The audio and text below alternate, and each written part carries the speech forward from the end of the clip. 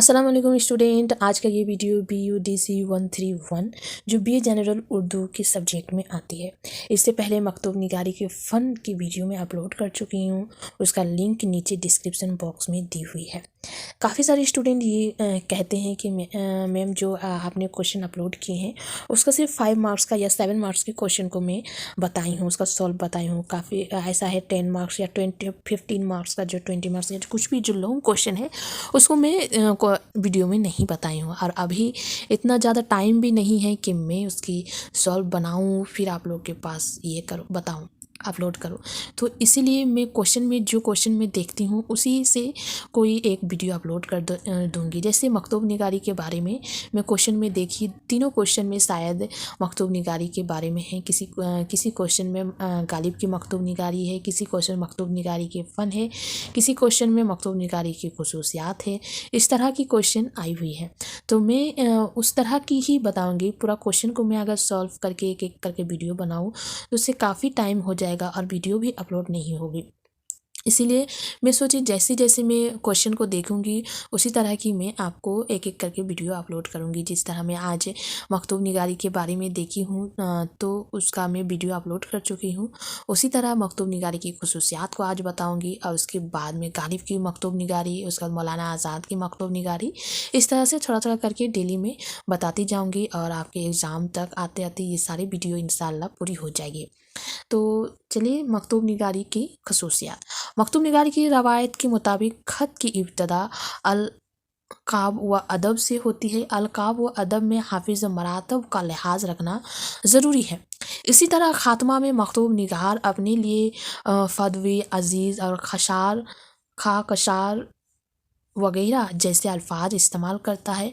अलक़ाब मुख्तसर और ऐसे अल्फाज पर मुश्तमिल होनी चाहिए जिनसे मकतूब आलिया से मकतूब निगारी के रिश्ता व ताल्लुक़ की वज़ाहत हो सके।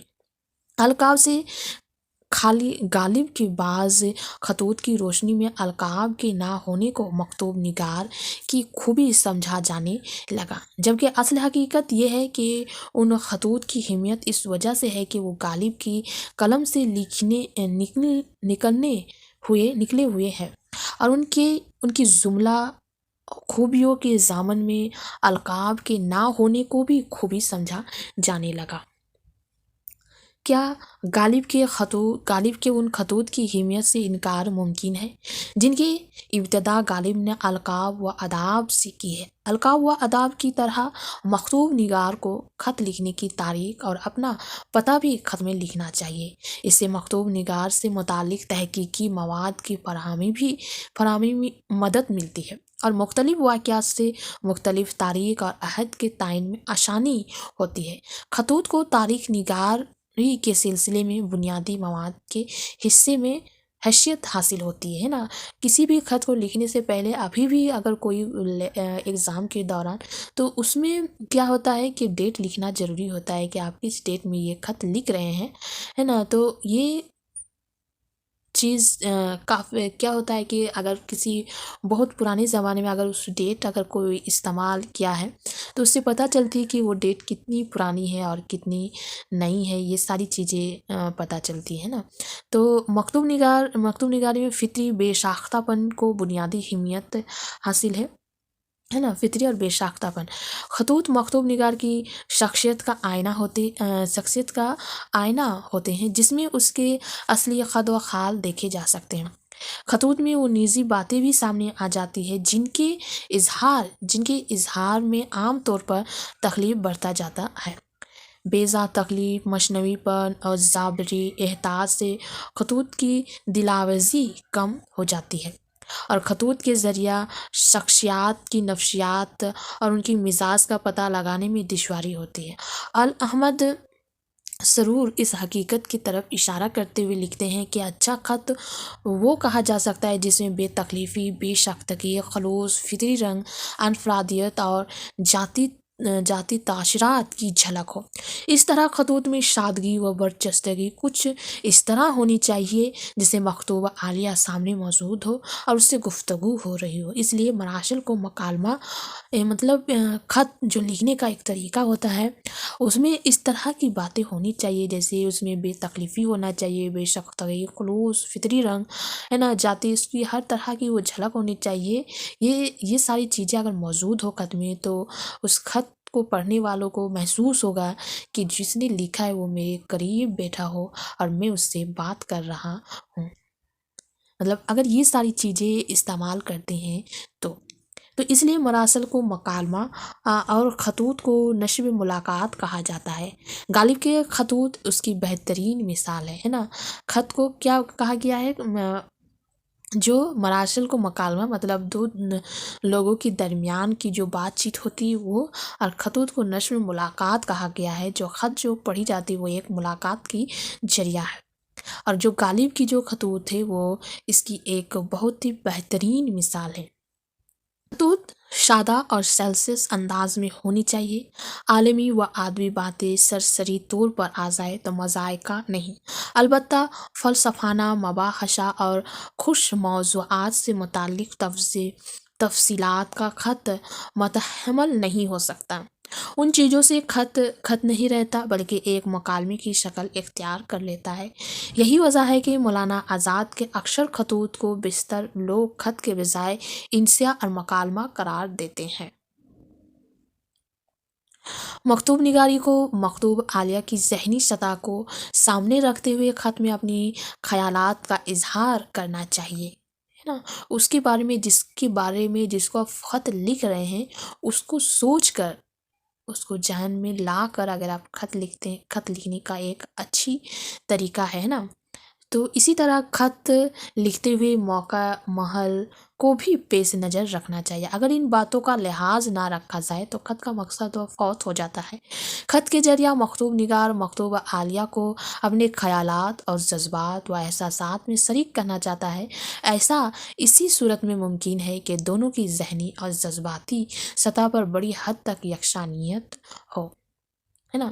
پہلے زمانے میں جو خط لکھے جاتے تھے اور بتائے جاتے تھے اپنے دل کی بات، تو یہاں بتانا چاہ رہے کہ جس کو آپ خط لکھ رہے ہیں اس کو ایسا آپ کو محسوس ہونا چاہیے کہ وہ آپ کے قریب بیٹھی ہوئی ہو، آپ کے قریب ہو، اور آپ اس سے گفتگو کر رہے، خط جو لکھ رہے ہیں وہ دراصل آپ اس کو سامنے بیٹھ کے گفتگو کر رہے ہیں۔ جب وہ خط اس کے پاس آ جائے گا تو اس کو بھی ایسا محسوس ہونا چاہیے کہ وہ خط نہیں پڑھ رہی، وہ آپ قریب بیٹھ کے اس کو بتا رہے ہیں۔ یہ خط کی ایک خصوصیات ہے جو ہونا چاہیے نا۔ خطوط میں اختصار سے کام لینا چاہیے۔ اگر مکتوب نگار کو زبان و بیان پر قدرت حاصل ہوتی ہے تو کم الفاظ میں بہت کچھ کہہ سکتا ہے۔ البتہ اگر مکتوب نگار کے انداز تحریر میں شگفتگی اور شہر افرینی ہو تو طویل خطوط بھی بار خاطر نہیں ہوتے، اور مکتوب عالیہ الفاظ کی شہر میں یوں کھو جاتا ہے کہ طویل بیان سے اکتاہٹ کے بجائے ایک طرح کی نشاطی کیفیت طاری ہو جاتی ہے۔ مولانا آزاد کی طویل خطوط اسی ضامن میں آتے ہیں کہ طوالت کے باوجود مولانا آزاد کی رنگینی، اسلوب اور شہر افرینی کی وجہ سے اکتاہٹ کا ذرا بھی احساس نہیں ہونے پاتا ہے۔ البتہ مولانا آزاد کی شہر افرینی اور جادو نگاری کم ہی لوگوں کو نصیب ہے، لہٰذا اختصار پسندی ہی میں مکتوب نگار اور مکتوب عالیہ دونوں ہی کی عافیت ہے۔ خطوط میں لطافت کا عنصر ہونا چاہیے تاکہ پڑھنے والے پر خوشگوار اثر مرتب ہو۔ اگر مکتوب نگار حسن لطیف کا مالک ہوتا ہے تو اپنی خوش مزاحی سے مکتوب عالیہ کے ذہنی تناؤ اور بے کیفی کو دور کر کے خوشگوار لمحات عطا کر سکتا ہے۔ خطوط ایک دوسرے کے دکھ درد بانٹنے کا ایک ذریعہ ہے، لہٰذا اس میں ایک تہذیبی رچاؤ اور دل کو چھو لینے والی کیفیت ہونی چاہیے۔ کیونکہ اگر کوئی خط لکھ رہا ہے تو ایسا نہیں کہ یوں ہی لکھ رہا ہے، بنا وجہ لکھ رہا ہے، کوئی وجہ ضرور ہوگی، اور وہ وجہ دکھ بھی ہو سکتی ہے، درد بھی ہو سکتی ہے، خوشی بھی ہو سکتی ہے نا۔ یہ ساری چیزیں ہو سکتی، یہ ساری چیزوں اگر آپ خوش ہیں تو کیوں خوش ہیں وہ خط میں لکھ کے آپ بتا رہے ہیں، اگر دکھ میں ہے تو آپ کیوں دکھ میں ہے، یہ ساری چیزیں آپ خط میں لکھ کے بتا رہی ہیں۔ اور यही सारी चीज़ें जो पढ़ेंगे पढ़ने वाले हैं उसको भी दिल को छू लेने वाली कैफियत होनी चाहिए उस खत में, है ना, वो जज्बा होना चाहिए, ताकि पढ़ने वाले अपने चेहरे का जाविया बिगाड़ने के बजाय दोबारा पढ़ने पर मजबूर हो, है ना। ये अनाशर और खुश मिजाज लोगों के खतूत में अपनी तमाम तर रनाइयों के साथ जलवागीर होते हैं। खतूत का ताल्लुक यकीनन निजी ज़िंदगी से होता है, लेकिन मकतूब निगार अगर हसास और समाजी शोर का मालिक होता है तो उसके खतूत में निजी बातों के साथ ऐसी बातें ज़रूर आ जाती है जिनका ताल्लुक असरी हालात से होता है, और वो गैर शोरी तौर पर सरसरी अंदाज में बहुत सी ऐसी बातों की तरफ इशारा कर जाता है जिससे उसके खतूत कौमी अहमाल नामा, समाजी दस्तावेज़ और अपने अहद की तारीख बन जाते हैं। गालिब, सर सैयद, शिबली, हाली, अकबर, मेहदी, अफादी, अकबाल और अबू कलाम आज़ाद के खतूत की अहमियत इसी वजह से है, उसमें मुतल्लका अहद की तहज़ीबी व माशराती नक़ूस मौजूद है। मशकूरा वाला बातों की रोशनी में कतायत दिलचस्पी और लताफत को खतूत निगारी के वस्फ़ ख़ास कहा जाता है। कतायत खत की ओलेन सिफत होने की वजह यह है कि मकतूब निगार जिस मकसद के लिए खत लिख रहा है वो ऐसे अंदाज में लिखे कि मकतूब आलिया को वाज़ेह तौर पर समझ में आ जाए।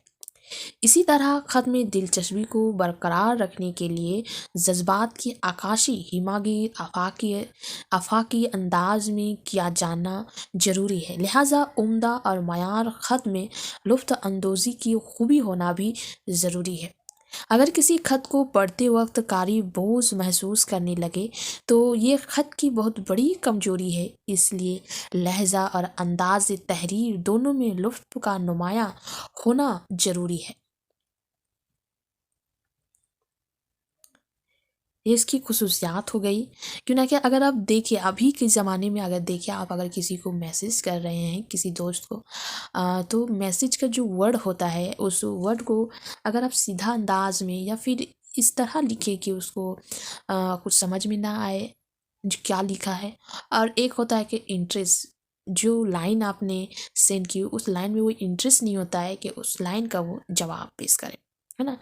उसी तरह का खत होता है कि कोई खत भेज दिया लेकिन उस खत में उस तरह की इंटरेस्टिंग बातें नहीं रही कि उस खत की जवाब में कुछ लिखें। इसीलिए खत का ये एक ज़रूरी है कि खत को इस तरह लिखा जाए कि पढ़ने वाले के दिल को छू जाए और वो उस खत को एक बार नहीं 2 बार हज़ारों बार पढ़े और उस पढ़ के उसके जवाब में भी वो खत लिखने की कोशिश करे, है ना। तो ये सारी चीज़ें खत की खुसूसियात में आती है।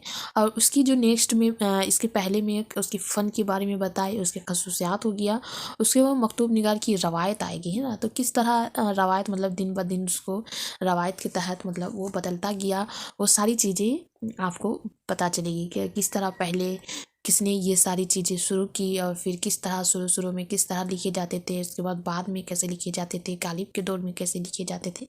ये सारी रवायत के बारे में आपको पता चलेगी जब आप रवायत के सिलसिले में पढ़ेंगे तो ये खुसूसियात का मैं छोटा वीडियो ही अपलोड करना चाह रही हूँ, क्योंकि दो चीज़ें बताऊँगी तो आपके जहन में ये उलट पुलट हो जाएगी खुसूसियात और रवायत। उस तरह मैं इसीलिए फ़न की जो वीडियो है वो एक छोटा वीडियो बनाई हूँ, वो देख लीजिए। उसके बाद खुसूसियात देखिए, उसके बाद रवायत को मैं जब अपलोड करूँगी तो रवायत को देखिए। उसके बाद आ जाएगा गालिब की गालिब की जो मकतूब निगारी है वो गालिब और अबू कलाम आज़ाद की। तो ये वीडियो आज के लिए यहीं तक।